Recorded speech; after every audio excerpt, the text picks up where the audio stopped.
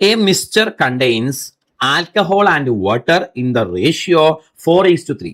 If 5 liters of water is added to the mixture, the ratio becomes 4:5. Find the quantity of alcohol in the given mixture. Okay.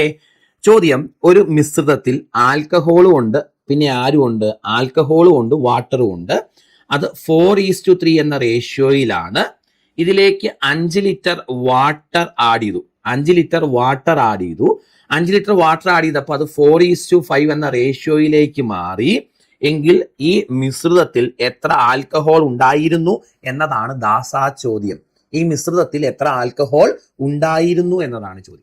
Okay, അപ്പം ആസിഡും വാട്ടറും ചേർന്ന ഒരു മിശ്രിതം, ആസിഡും വാട്ടറും ചേർന്ന മിശ്രിതത്തിൽ 4:3 ആണ് ആസിഡിന്റെയും വാട്ടറിന്റെയും റേഷ്യോ.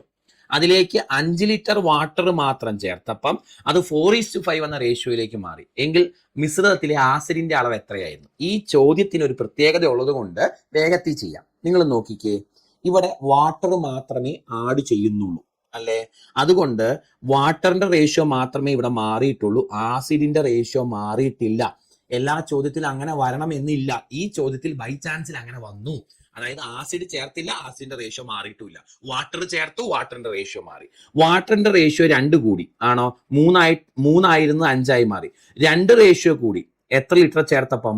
5 ലിറ്റർ ചേർത്തപ്പം 2 റേഷ്യോ കൂടി. അപ്പൊ 2 റേഷ്യോ എന്ന് പറഞ്ഞാൽ 5 ലിറ്ററിന് തുല്യ. കാരണം 5 ലിറ്റർ വെള്ളം ചേർത്തപ്പം 2 റേഷ്യോ കൂടിയെങ്കിൽ 2 റേഷ്യോ 5 ലിറ്ററാ.